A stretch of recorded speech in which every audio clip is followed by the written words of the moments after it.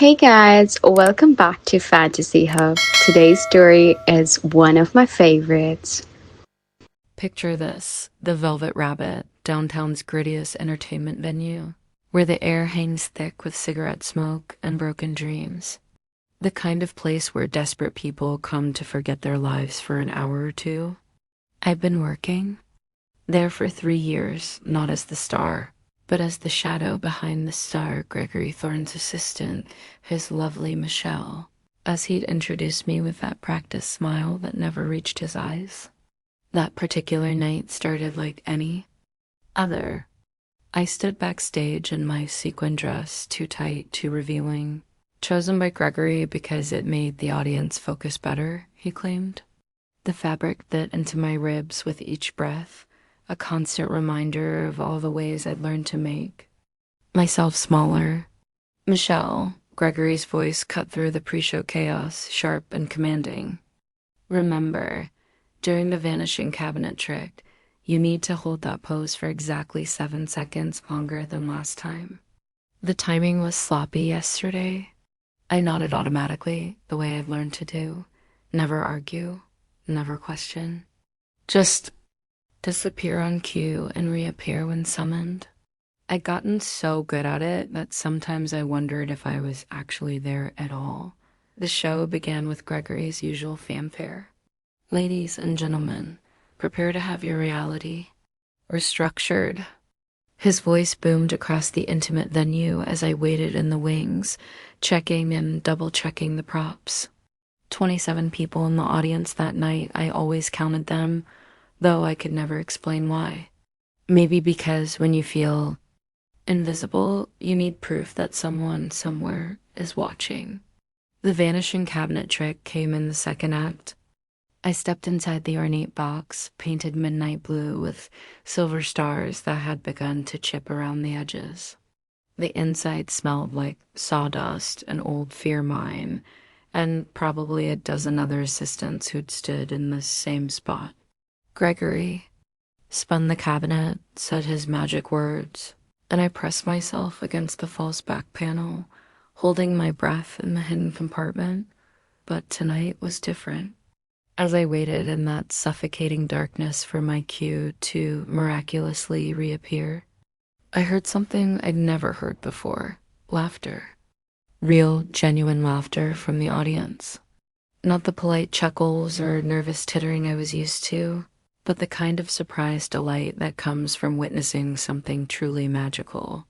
When I finally emerged from the cabinet 7 seconds, later than usual, just as Gregory demanded, I saw her for the first time. Third table from the stage, sitting alone, a woman about my age with dark hair pulled back loosely and eyes that seemed to see everything. She wasn't looking at Gregory as he took his bow. She was looking at me. Our eyes met for maybe 2 seconds, but it felt like stepping into sunlight after years in a cave. She smiled, not the leering grins I was used to from male audience members, not the pitying looks from women who saw me as some helpless victim. This smile was different. It said, "I see you. The real you." The rest of the show passed in a blur. Gregory's grand finale involved making a dove disappear, though between you and me, the poor thing just flew up into the venue's rafters where it would spend the night before finding its way out through a window. But I couldn't focus on Gregory's performance. Every time I glanced toward the audience, she was still there, still watching with those perceptive eyes. After the curtain fell, Gregory grabbed my arm, not roughly, but with the possessive certainty of someone who believed he owned what he touched. "Good show tonight," he said, already thinking ahead to the next performance. "But I noticed you were distracted during the card revelation. What's going on with you?" I wanted to tell him about the woman in the audience, about the way her smile had made something inside me flutter back to life.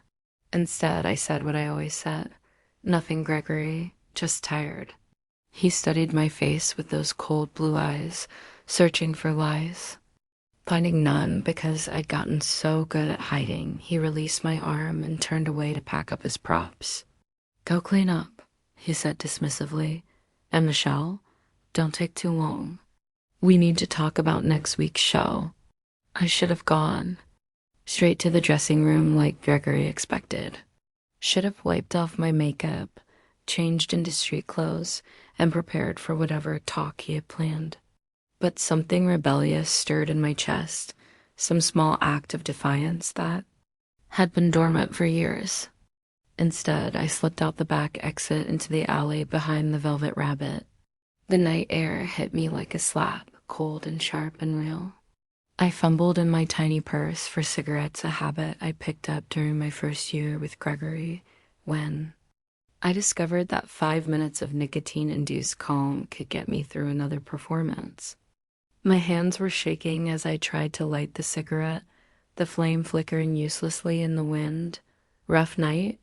I spun around, nearly dropping the cigarette. She was there, the woman from the audience, leaning against the brick wall like she belonged there. Up close, she was even more striking. Tall and lean, wearing a leather jacket that had seen some living, with an easy confidence that made the alley feel less like a hiding place and more like a chosen destination. You could say that, I managed, finally getting the cigarette lit. I took a long drag, trying to steady my nerves, though I suppose most people would consider it a successful show. She pushed off from the wall and moved closer, her movements fluid and deliberate. In the harsh glow of the security light, I could see the details Gregory's spotlights had missed: laugh lines around her eyes, silver rings on her fingers, a small scar through her left eyebrow that somehow made her more beautiful, not less. Most people weren't really watching, she said, her voice low and warm. They were looking at the flash and the spectacle, missing the real magic. I studied her face, trying to understand what she meant. The real magic. She smiled again, that same smile that had stopped my heart during the show. The way you make yourself disappear so completely that they forget you're a person with thoughts and feelings and dreams of your own. That takes skill. The cigarette burned forgotten between my fingers. No one had ever described my situation that way before, not as weakness or victimhood, but as a kind of magic I'd mastered without realizing it. I'm Alice, she said, extending her hand. Michelle. I shook her hand, surprised by the calluses on her palms. Not the soft hands of someone who lived a sheltered life. What did you do to your hands? Alice glanced down at our joined hands, seeming to consider her answer. I'm in the same business as you, more or less, though I work alone. You're a magician, among other things. She released my hand but didn't step back. Let me show you something. Before I could respond, Alice's hand moved to my ear, not touching, but close enough that I could feel the warmth of her skin. When she pulled back, there was a silver coin balanced on her fingertips, catching the light. How did you trade secret? She said with a wink. But then her expression grew more serious. Though the real magic wasn't the coin. It was getting you to forget, for just a moment, that you were afraid. My breath caught. She was right.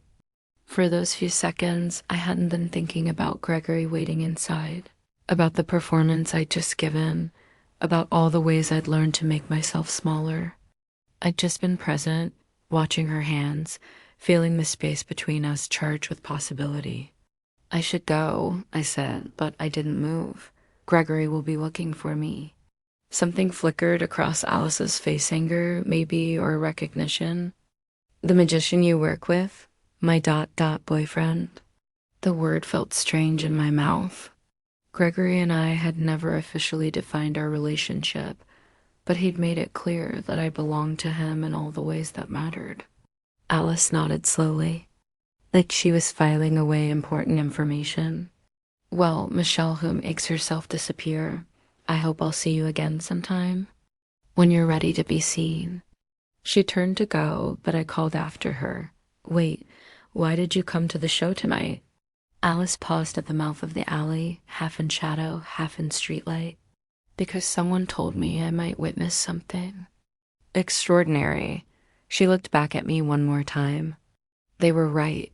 And then she was gone, leaving me alone with my cigarette and the lingering scent of her perfume. Something woody and warm that made me think of autumn nights and possibility. 3 days after meeting Alice, I moved through my life like a sleepwalker who'd caught a glimpse of dawn. Everything felt different, the weight of Gregory's hand on my shoulder, the claustrophobic dressing room at the Velvet Rabbit, even my own reflection in the mirror. It was as if Alice's coin trick had been more than sleight of hand. It had been a spell that made me see myself clearly for the first time in years. Gregory noticed immediately, of course. He'd always been attuned to any shift in my behavior, any sign that I might be developing thoughts or desires independent of his control. "You're distracted again," he said during rehearsal on Thursday afternoon. We were working on a new routine, something involving chains and a locked box that would require me to dislocate my shoulder to escape. Just another way for Gregory to demonstrate his power over my body. "What's going on with you lately?" I was bent over the prop box, pretending to organize silk scarves while I tried to think of a safe answer. "Nothing's wrong. I'm just tired. Gregory's voice went flat, the way it always did when he suspected I was lying. "From what? You sleep 10 hours a night, you don't have any other job, any other responsibilities. What could you possibly be tired from?" The casual cruelty in his words hit me like a physical blow. He was right in his way. My life had been pared down to the essentials: perform for Gregory, sleep in Gregory's apartment, wear the clothes Gregory chose, eat the meals Gregory approved. I'd become so small, so contained, that exhaustion should have been impossible.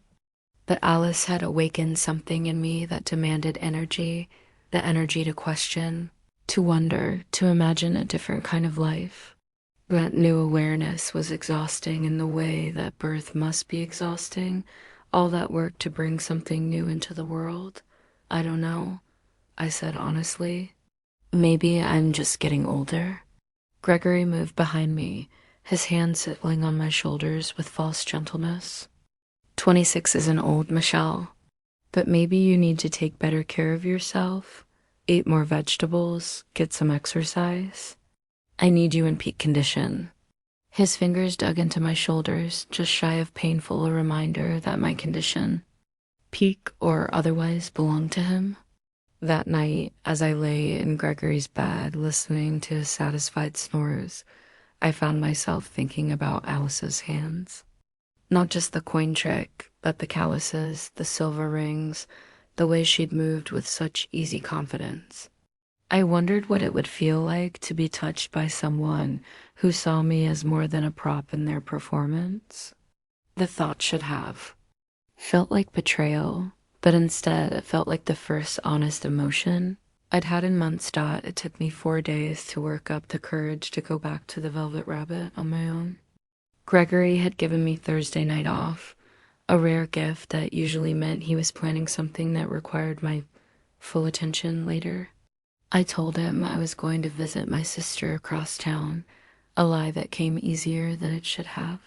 The venue looked different when it wasn't show night.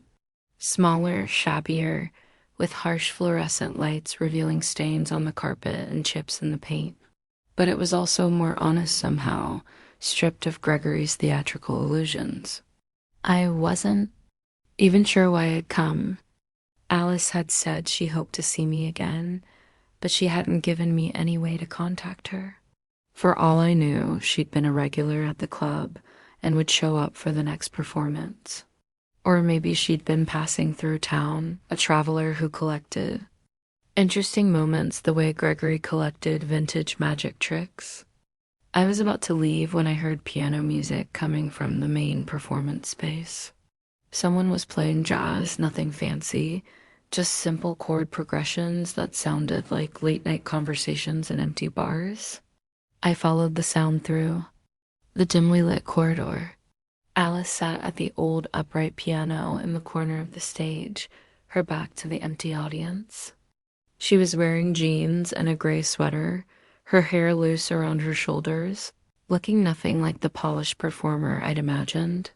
More like someone who'd wandered in from a coffee shop or bookstore, someone who belonged to the daylight world I'd forgotten existed. She must have heard my footsteps because she turned on the bench and smiled that same knowing smile. I was wondering when you'd show up. You were expecting me? Hoping, she corrected, patting the bench beside her. Though I wasn't sure. You'd be brave enough to come alone. I moved toward the stage, hyper aware of every step. How did you get in here? I know the owner. Used to perform here myself before I decided I preferred smaller venues. She gestured for me to join her on the bench. Less politics, more artistry. I hesitated at the edge of the stage. Sitting beside her felt like crossing a line I wasn't sure I could uncross. But the piano music had stirred something in me, some memory of who I used to be before Gregory convinced me I was only valuable as his reflection. I climbed onto the stage and sat beside Alice, careful to leave space between us. Up close, I could smell that autumn scent again, mixed now with something that might have been vanilla or sandalwood. You play beautifully, I said, nodding toward the keys. My mother insisted on lessons when I was young. Said every woman should have at least one skill that couldn't be taken away from her. Alice's fingers moved over the keys again, picking out a melody I almost recognized. What about you? What skills do you have that are just yours? The question caught me off guard. I'd been Gregory's assistant for so long that I'd stopped thinking of myself as someone who might have independent talents or interests. I used to paint, I said slowly, surprised to hear myself admit it. Watercolors mostly, landscapes and still lifes. Nothing special, but I enjoyed it. When did you stop? I tried to remember. 3 years ago? Maybe 4. Gregory said it was a waste of time, that I should focus on developing skills that would help with the act. Alice's hands stilled on the keys. And what did you think? I stopped, realizing I'd never considered my own opinion worth having. I thought he was probably right. He knows about performance, about what audiences want. What do you want? The simple question hit me like a physical blow. When was the last time someone had asked me what I wanted? When was the last time I'd even asked myself? I don't know, I whispered, and the admission felt like the most honest thing I'd said in years. Alice turned to face me fully, her knee brushing against mine on the narrow bench. That's okay. Most people don't know. That's why we have to try. Things, experiment, see what makes us feel alive. What makes you feel alive? She was quiet for a moment, considering. Teaching someone a new trick. Playing piano in empty rooms. Making someone laugh when they thought they'd forgotten how. Her eyes met mine. Sitting here with you, watching you remember that you're more than just an assistant in someone else's show. My heart was beating so fast I was sure she could. Here, Alice ... Tell me about the painting, she said softly. What did you like about it? I closed my eyes, trying to summon the memory. The way colors would blend on wet paper. How I never knew exactly what would happen. I could plan and sketch and mix the perfect shade. But the paint would always surprise me. It felt like magic, real magic. When I opened my eyes, Alice was watching me with an expression I couldn't quite read. Sadness, maybe, mixed with something warmer. Gregory was wrong, she said quietly. That wasn't a waste of time. That was you discovering who you are. Something broke open in my chest, some carefully maintained wall I hadn't even realized I'd built. For the first time in years, I felt like crying, not from pain or fear, but from the simple relief of being seen. I should go, I said, standing too quickly. Gregory will be expecting me? Alice nodded, but she caught my hand as I turned to leave. Michelle, the painting thing, you could start again. Anytime you want. I looked down at our joined hands, her calloused fingers intertwined with mine, which had grown soft from lack. of real work. It's not that simple, isn't it? Against every instinct I developed over 3 years with Gregory, I started meeting Alice at the Velvet Rabbit during my free afternoons. At first, I told myself it was innocent, just conversation with someone who seemed genuinely interested in what I had to say. But as the weeks passed, I began to understand that Alice was offering me something far more dangerous than friendship. She was teaching me to see myself as a person worth knowing. Our meetings followed a loose pattern. Alice would arrive first, usually with coffee from the shop down the street and something to share, a book of poetry, a deck of cards, once a small watercolor set she'd found at a thrift store. We'd sit on the stage or in the back booth, and she'd show me tricks I'd never seen before. Not Gregory's kind of magic, all flash and misdirection designed to make the audience feel small and mystified. Alice practiced a different kind of sleight of hand, the kind that made you feel like you were in on the secret, complicit in the wonder. The key, she said one afternoon, making a playing card dance between her fingers, is to understand that magic isn't about fooling people. It's about showing them something true in a way they've never seen before. She flicked her wrist and the card vanished. Then she reached behind my ear and produced it again, the same trick she'd done with the coin the night we met. But somehow it felt completely different now. The truth, she continued, placing the card in my palm, is that everything can change. In an instant. People think change is slow, gradual, something that happens over months or years. But magic teaches us that transformation can be immediate. One moment the card is in my hand, the next it's in yours. I stared down at the card, the Queen of Hearts, worn soft at the edges. What if someone doesn't want to change? Then they don't, Alice said simply. Magic only works if the audience is willing to be surprised. If they're determined to see the world one way, no trick will convince them otherwise. I knew she wasn't really talking about card tricks, but I wasn't ready to discuss the larger implications of what she was saying. Instead, I asked her to teach me. Alice was a patient teacher, breaking down complex moves into manageable steps. She showed me how to palm coins, how to make silk scarves appear and disappear, how to read people's faces for the tells that would let me know which card they'd chosen. But more than technique, she taught me about presence. Magic happens in the spaces between, she explained during one lesson, the pause between the setup and the reveal. The moment when the audience holds its breath, waiting to see what's possible.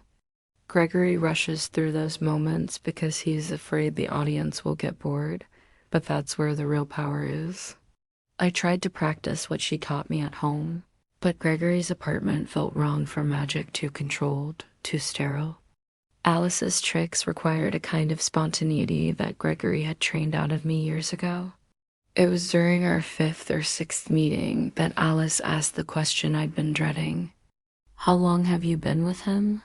We were sitting in the back booth, sharing Chinese takeout that Alice had brought. I'd been attempting to make a coin disappear and reappear, with limited success. Her question made me fumble the trick, the coin clattering onto the table between us. 3 years, I said, not meeting her eyes. A little more than 3 years. And before that, I was in college. Art school, actually. The admission felt strange. I rarely thought about my life before Gregory anymore. I met him during my senior year. He came to campus to perform at a fundraiser, and afterward, I don't know. He said I had potential, that he could teach me things they'd never teach in school. Alice nodded thoughtfully. What happened to art school? I dropped out. The words came out flat, emotionless. Gregory said formal education would limit my natural abilities. He convinced me that I could learn more working with him than sitting in classrooms. And did you? Learn more? I considered the question seriously. In 3 years with Gregory, I'd learned to read audiences, to time movements precisely, to sublimate my own personality so completely that I became whatever the performance required. But I'd also learned to be afraid of making mistakes, of asking for what I wanted, of taking up too much space in any room. I learned things, I said carefully, but not the things I thought I would learn. Alice reached across the table and covered my hand with hers. What did you think you would learn? How to be magical, I said, the words coming out in a whisper. How to create wonder, how to make people believe in possibility. Instead, I learned how to disappear. You are magical, Alice said firmly, but not because of anything Gregory taught you. You were magical before you met him, and you'll be magical long after. She trailed off, seeming to catch herself before, saying something we weren't ready to hear. After what? Alice was quiet for a long moment, studying her joined hands. Michelle, do you know what you want your life to look like? The question hung in the air between us, heavy with implication. I knew what she was really asking. Was I planning to stay with Gregory forever? Did I want to spend the rest of my life as someone else's reflection? I want to paint again, I said finally. I want to wake up in the morning and choose what to wear, what to eat, how to spend my day. I want to feel like I exist when no one else is watching. Alice's fingers tightened around mine. You do exist. Even when no one else can see you, you exist. The beginning of the end started with a phone call I wasn't supposed to hear. I returned to Gregory's apartment earlier than usual one Tuesday afternoon. Alice had been called away to deal with some family emergency, and our meeting had been canceled. Instead of wandering the city alone, I decided to go home and maybe attempt some of the magic tricks Alice had been teaching me. Gregory was on the phone in his study, door half closed, voice low and intense. I probably would have walked past without listening if I hadn't heard my name. Michelle's been different lately, he was saying. Distracted, less compliant. I stopped in the hallway, heart racing. Who was he talking to? No, nothing overt. But I know her tells better than anyone. She's developing opinions, ideas about herself that don't align with what I need from her. There was a pause, and I pressed myself against the wall, straining. To hear, I've been thinking it might be time for a more permanent arrangement. Something that makes her investment in the act more concrete. Another pause, longer this time. Marriage, yes. I know it seems sudden, but think about it from a business perspective. A wife is much more committed than a girlfriend. Harder to leave, and there are certain legal benefits. I didn't stay to hear the rest. I grabbed my jacket and fled the apartment, my hands shaking so badly I could barely work the locks. The city streets felt different as I wandered aimlessly Gregory's. Words echoing in my head, a more permanent arrangement. Legal benefits? He was talking about marrying me the way another person might discuss purchasing a car, calculating the advantages, the ways it might serve his needs. I found myself at the Velvet Rabbit without consciously deciding to go there. The venue was closed, but I sat on the front steps anyway, trying to make sense of what I'd overheard. Marriage to Gregory would mean never leaving, never painting again, never sitting on piano benches with women who saw me as more than just an accessory to someone else's ambitions. It would mean disappearing so completely that I might never find my way back to myself. But what was the alternative? I had no money of my own, no place to go, no skills that seemed valuable outside the narrow world of stage magic. Gregory had. Been careful about that, always emphasizing how much I needed him, how lost I'd be without his guidance and support. I was still sitting on the steps when Alice appeared, as if my desperation had summoned her from wherever she'd been dealing with her family crisis. Michelle? She hurried toward me, concern evident in every line of her body. What's wrong? You look like you've seen a ghost.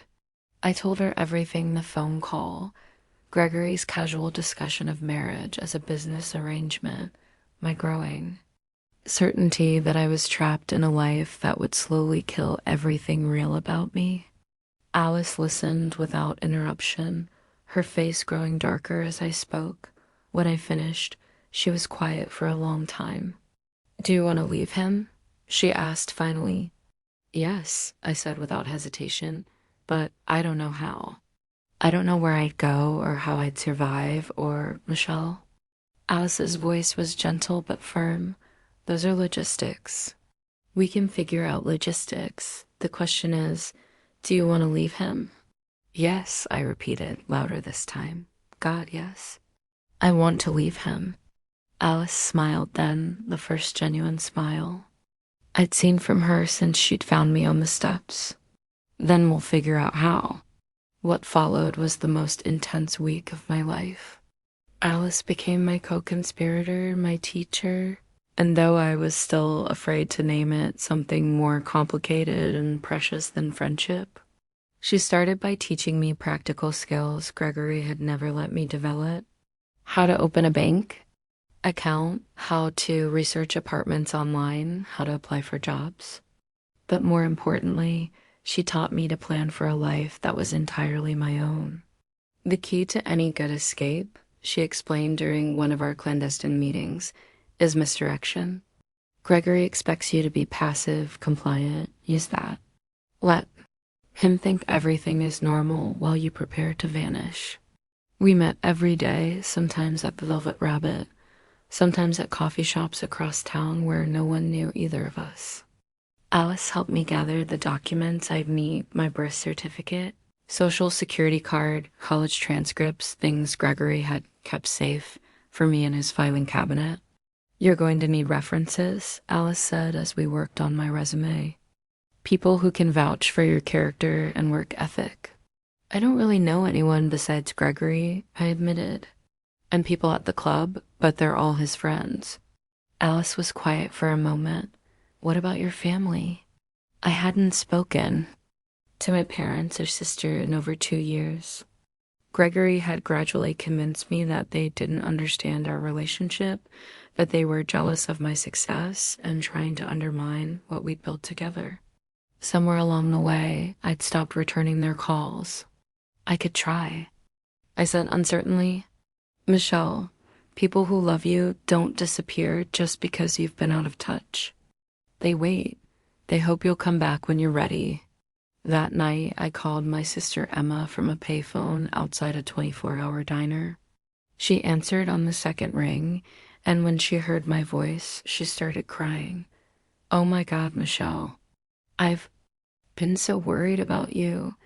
We all have. Where are you? Are you okay?" It took 3 hours to explain everything, Gregory, the magic shows, the slow erosion of my sense of self, my plans to leave. Emma listened without judgment, occasionally interjecting with fierce words of support. "You can stay with me," she said immediately when I told her I needed a place to go. "For as long as you need. And Michelle, I still have some of your paintings, the ones you gave me in college. I never got rid of them." The knowledge that pieces of my old self still existed, somewhere carefully preserved by someone who loved me, felt like the first real magic I'd experienced in years. My final performance as Gregory's assistant was scheduled for a Saturday night in late October. All week, Gregory had been particularly attentive, bringing me flowers, talking about our future, mentioning how much he was looking forward to discussing some big news after the show. I knew he was planning to propose, to spring his permanent arrangement on me when I was most vulnerable and visible. Instead, it would be the night I disappeared for real. Alice and I had planned everything meticulously. She'd rented a car and parked it 3 blocks from the Velvet Rabbit. My bag, small enough to go unnoticed, was hidden in the storage closet backstage.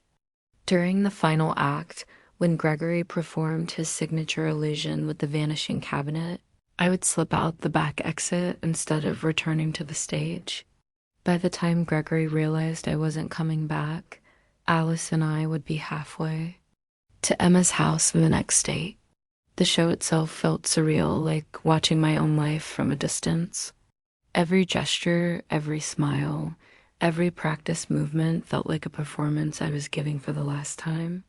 Gregory was particularly dramatic that night, playing to the crowd with unusual enthusiasm. I wondered if he could sense that something was different, if some part of him recognized that he was about to lose his most valuable possession. The vanishing cabinet trick came in the final act, just as we'd planned. I stepped inside the ornate box one last time, felt Gregory spin it with his usual theatrical flair, and pressed myself against the false back panel. But instead of waiting for my cue to reappear, I slipped through the hidden door and into the storage area behind the stage. My bag was where I'd left it. I grabbed it and headed for the back exit, my heart racing so fast I was sure everyone in the venue could hear it. Just before I reached the door, I stopped and looked back at the stage where Gregory was building toward the big reveal, confident that his assistant would materialize on cue to make him look magical. For a moment, I felt something that might have been pity. Gregory wasn't evil, exactly, just limited, unable to see other people as anything more than props in his own performance. Maybe someday he'd understand what he'd lost. Or maybe he'd just find another young woman to mold into his image of the perfect assistant. Either way, it was no longer my problem. I slipped out the back exit and into the alley where I'd met Alice that first night. She was waiting by the rental car, engine running, her face tense with worry. "Ready?" she asked as I got into the passenger seat. I looked back at the velvet rabbit one more time, then turned to face the windshield and the open road ahead. "Ready?" As we drove through the city streets, I felt something I'd forgotten was possible. The simple joy of movement, of choosing a direction and following it. Behind us, Gregory was probably just realizing that his assistant wasn't coming back. That the woman he tried to keep as small and invisible as possible had finally mastered the art of disappearing. But this time, I wasn't vanishing into someone else's illusion. I was disappearing into my own life. Emma's house was a small craftsman cottage with a garden full of wildflowers and a studio apartment above the garage that she'd been using for storage. It was perfect private enough for me to decompress from 3 years of hypervigilance, but connected enough that I wouldn't feel completely isolated.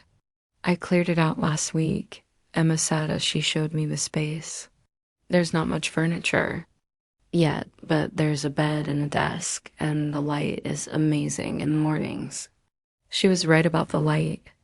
The east-facing windows caught the sunrise and held it, filling the room with the kind of golden glow that made everything seem possible.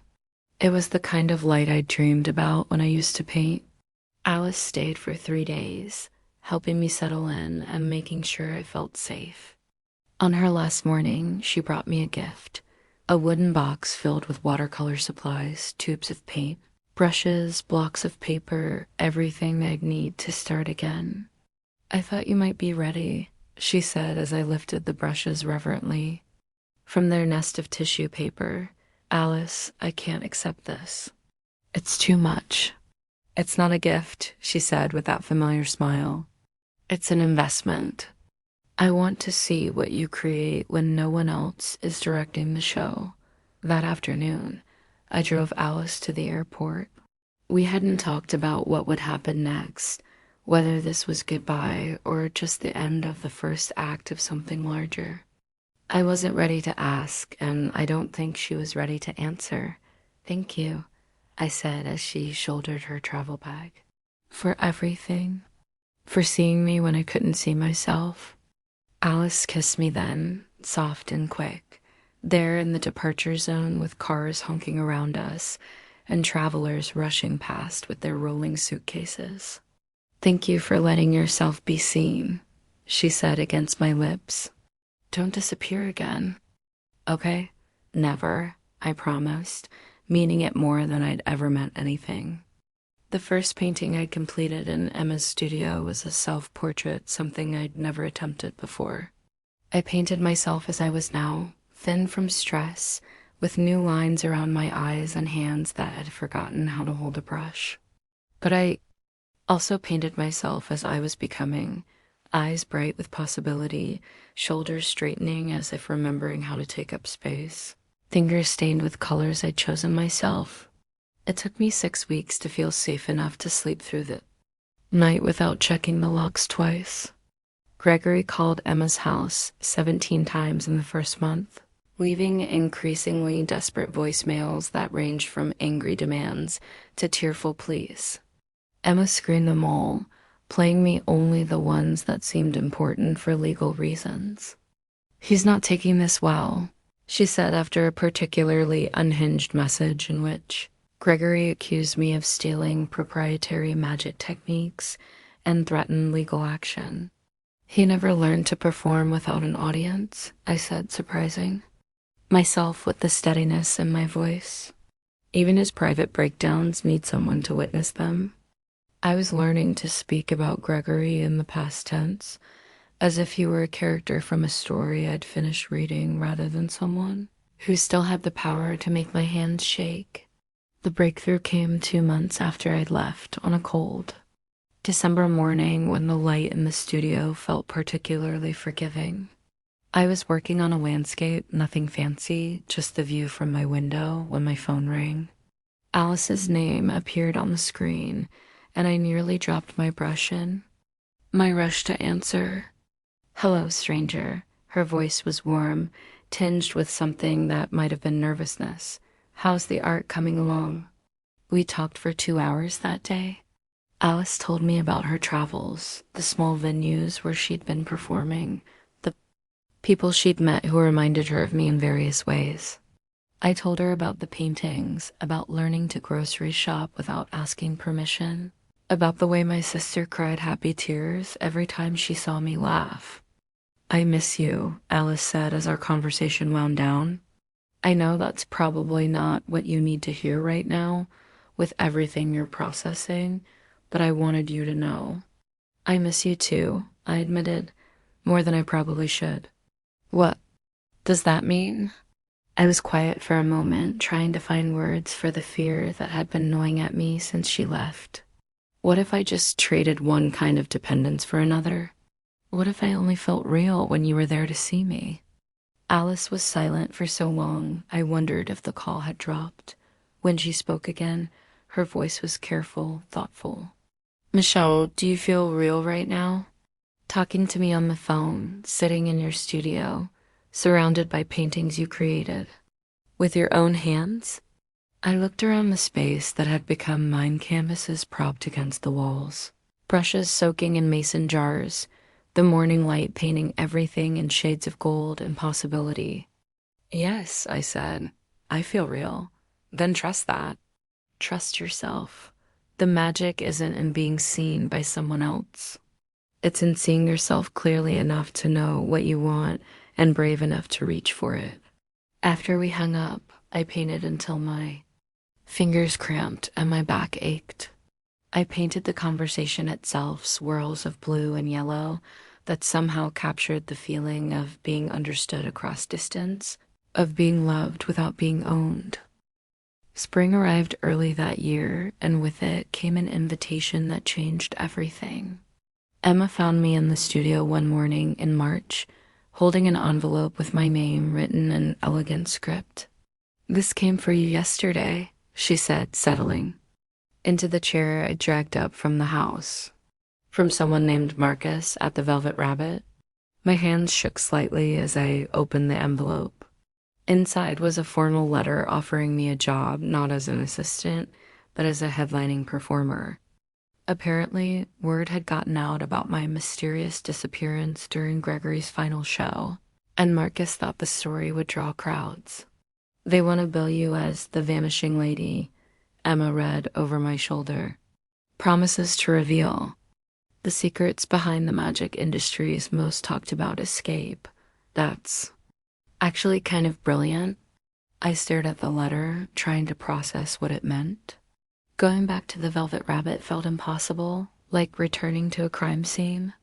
But the idea of performing my own material, of being the one in control of the narrative, sent a thrill through me that I hadn't felt in years. "What are you thinking?" Emma asked gently. "I'm thinking I need to call Alice." She answered on the first ring as if she'd been waiting for my call. "They offered me a job," I said without preamble, "at the Velvet Rabbit as a headliner." "That's amazing." Alice's enthusiasm crackled through the phone. "Are you going to take it?" "I don't know. Maybe. Would you—" I took a deep breath, surprised by my own courage. "Would you help me develop an act? I know it's a lot to ask, especially with your own career, but I trust you. I trust your vision of what magic could be." "Michelle," Alice said softly, "I would love nothing more than to help you create something extraordinary." She arrived there next week with 2 suitcases and a trunk full of props I'd never seen before. We spent hours in Emma's living room, working out the details of an act that would tell my story, not as victim or escapee, but as a woman who had mastered the art of transformation. "The key," Alice explained as we practiced a particularly complex routine involving mirrors and misdirection, "is to make them complicit in your power. Don't just show them magic, make them part of it." We worked together for 6 weeks, crafting illusions that were part autobiography, part rebellion, part love letter to the possibility of starting over. The centerpiece was a routine we called The Art of Disappearing, a meditation on visibility and choice that ended with me stepping out of a cabinet, not as someone else's assistant, but as myself, fully present and impossible to ignore. Opening night arrived with all the nervous energy of a thunderstorm. I stood backstage at the Velvet Rabbit, wearing a dress I'd chosen myself deep, purple silk that moved like water when I walked, and felt the strange poetry of returning to the place where I'd learned to disappear. Marcus had done his job well. The venue was packed, filled with people curious about the woman who had vanished from Gregory's show and was now promising to reveal her secrets. I spotted some familiar faces in the crowd, regular patrons who remembered me as the quiet assistant, who never spoke above a whisper. But there were new faces too, drawn by word of mouth and the promise of something different.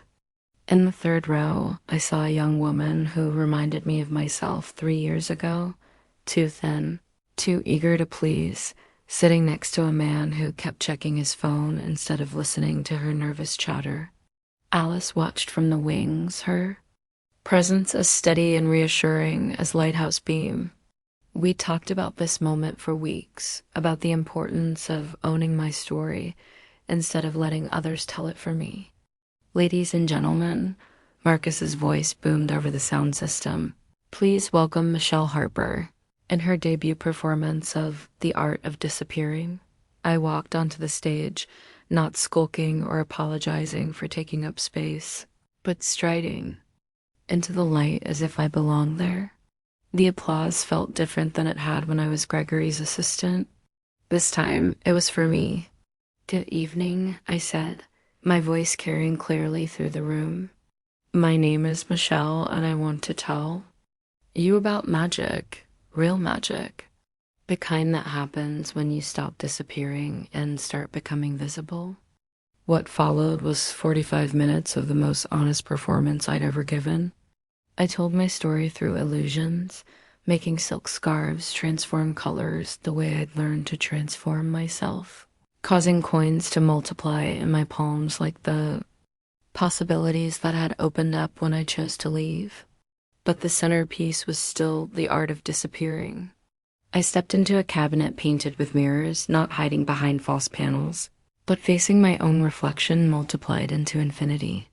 When I emerged, it was as if I was seeing the audience for the first time, and they were seeing me. "The greatest magic," I said in the quiet moment before the final applause, "isn't vanishing. It's being seen, truly seen, and choosing to stay." The standing ovation lasted 4 minutes. But what mattered more than the applause was the young. Woman in the third row, who was looking at me instead of at the man beside her, her eyes bright with something that might have been recognition. After the show, as I was changing out of my costume, there was a knock on the dressing room door. "Michelle?" A voice I hadn't heard in months, rough with emotion. "Can we talk?" Gregory stood in the doorway, looking older than I remembered. The confident swagger was gone, replaced by something that looked almost like vulnerability. "What do you want, Gregory?" I asked, not moving from my chair. "I wanted to apologize," he said, the words coming out stilted as if he'd practiced. I wanted to tell you that I watched your show tonight, and I finally understand what I lost." I studied his face, looking for signs of the manipulation I'd grown so used to recognizing. But all I saw was a man confronting the reality that people were not props to be collected and controlled. "What did you lose?" I asked. "A partner," he said quietly. "I thought I wanted an assistant, someone to make me look good. But what I lost was a partner, someone who could have made the magic better for both of us." It was probably the most honest thing Gregory had ever said to me, but it was also 3 months too late. "I hope you find what you're looking for," I said, meaning it. "But I'm not it. I never was." He nodded, seeming to accept this truth in a way that surprised me. "For what it's worth, you're extraordinary up there. I always knew you were special, but I never knew how to let you be special in your own right." After he left, I sat alone in the dressing room for a long time, processing the strange closure of that conversation. Gregory's apology couldn't erase 3 years of making myself smaller, but it confirmed something important. I had never been the problem. My visibility, my opinions, my desire to take up space, none of that had been too much. It had just been more than he could handle. 6 months later, I was headlining at venues across 3 states, building a reputation as a performer who created magic from truth rather than misdirection. My act had evolved, incorporating new routines that Alice and I developed together during the long conversations that had replaced our clandestine meetings. We were officially together now, not hiding behind euphemisms or uncertainty, but building something real in the space between my performances and her travels. She'd started incorporating some of my techniques into her own shows, and I'd begun teaching workshops for women who wanted to learn magic as a form of empowerment rather than entertainment. The most rewarding part wasn't the applause or the growing crowds, though. It was the letters I received from audience members who saw something in my performance that gave them permission to disappear from situations that weren't serving them and reappear as themselves. The young woman from opening night, Sarah, became a regular attendee and eventually asked if I'd teach her some basic techniques. She'd left the man who ignored her during performances and enrolled in graduate school to study psychology. "Watching. You made me realize I'd been performing my whole life," she told me during one of our lessons. "But I was performing someone else's idea of who I should be." These were the moments that made everything worthwhile, not the technical mastery or the artistic recognition, but the evidence that visibility could be contagious, that choosing to be seen could give others permission to emerge from their own carefully constructed hiding places. Alice and I had started planning a joint tour for the following year, combining her intimate sleight of hand with my more theatrical storytelling. We called it The Art of Being Seen, Evening of Magic Designed, to celebrate the courage it takes to exist authentically in a world that often rewards invisibility. 1 year after my debut at the Velvet Rabbit, Alice surprised me with a gift that took my breath away, a small gallery space in the Arts District, complete with easels and north-facing windows and walls strong enough to hold paintings. "I know. Performing has become your main thing," she said as she led me through the empty space. "But I wanted you to have somewhere to paint too. Somewhere that's entirely yours." The gallery came with living space upstairs, a loft apartment with exposed brick walls and more light than I knew what to do with. It would be our place, Alice said when she wasn't traveling. A home base for the life we were building together. I spent the afternoon walking through the empty rooms, imagining them filled with canvases and the smell of turpentine and the sound of Alice playing piano while I worked. It felt like the completion of a circle I'd started drawing 3 years ago, when I first learned that disappearing didn't have to be permanent. That evening, we returned to the Velvet Rabbit for my anniversary performance. The venue was sold out, filled with familiar faces and new ones. People who'd come to see what magic looked like when it was grounded in truth rather than deception. Alice watched from the wings as she always did, but tonight felt different. During the final routine and evolution of the art of disappearing that incorporated elements of all the lessons, I'd learned as she stepped onto the stage. "Ladies and gentlemen," I said, my voice steady despite the surprise. "I'd like you to meet Alice, the magician who taught me the most important trick of all." Alice moved to the center of the stage, and for a moment we stood there together in the light, two women who had found each other in the shadows and chosen to be visible. "What trick is that?" someone called from the audience. Alice smiled, reaching into her jacket pocket and producing a small velvet box. When she opened it, a diamond ring caught the stage lights and threw rainbows across the walls. "The trick," she said, getting down on one knee, "is making forever feel like it's just the beginning." The audience erupted in cheers as I said yes. As Alice slipped the ring onto my finger, as we kissed in the spotlight that had once felt like exposure but now felt like celebration. Later, after the champagne and congratulations, after the venue had emptied and the lights had dimmed, Alice and I sat alone on the stage where we'd first talked about magic and transformation. "So," I said, leaning against her shoulder, "what's our next trick?" Alice laughed, the sound echoing in the empty space. "I was thinking we could try the one where two people build a life together without anyone disappearing." "That sounds like the most ambitious illusion of all." "The best magic always is," Alice said, kissing the top of my head. "The best magic always is." And that, my friends, is how I learned that the greatest magic isn't in the vanishing. It's in the choice to reappear, to step into the light not as someone else's reflection, but as yourself, complicated and imperfect and gloriously, undeniably real. Alice and I have been married for 2 years now. We tour together 6 months out of the year, performing the art of being seen for audiences who are learning, like I did, that visibility is a choice you make every day.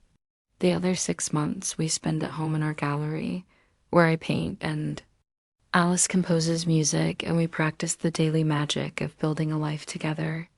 I still perform the art of disappearing, but it's evolved into something new, a meditation on the difference between hiding and choosing, between vanishing and transforming. The routine ends not with me stepping out of a cabinet, but with me inviting someone from the audience to step in, to experience for themselves what it feels like to disappear by choice and emerge by will. Gregory sent me a wedding invitation last year. He'd married his new assistant, a girl barely out of college, who looked at him with the same desperate admiration I'd once felt. I didn't go to the wedding, but I did send a gift, a small painting of a bird in flight with a note that said, "For when you're ready to let her soar." Some nights, when I'm standing in the wings waiting for my entrance, I think about the girl I used to be, so desperate to be seen that she made herself invisible, so hungry for love that she accepted control instead. I wish I could go back and tell her what I know now, that being seen is not something that happens to you, it's something you choose for yourself. But maybe that's what these performances are really about. Maybe every time I step into that spotlight and tell my story, I am going back. Maybe every woman in the audience who recognizes something of herself in my journey is that girl I used to be. Learning that disappearance is temporary, that visibility, true visibility, can last forever. The greatest magic isn't in fooling people into believing something impossible. It's in showing them something true they'd never seen before. And sometimes, if you're very lucky, that truth is simply this: you have always been worth seeing. You have always been worth staying. The lights are dimming now, and Alice is waiting for me in the wings. It's time for another show, another chance to practice the daily magic of being seen. Another opportunity to prove that the best tricks aren't about making things disappear. They're about making them more visible than they've ever been before. This is Michelle Harper signing off. Remember, you don't need magic to be extraordinary. You just need the courage to be exactly who you are. The rest, as they say, is just sleight of hand.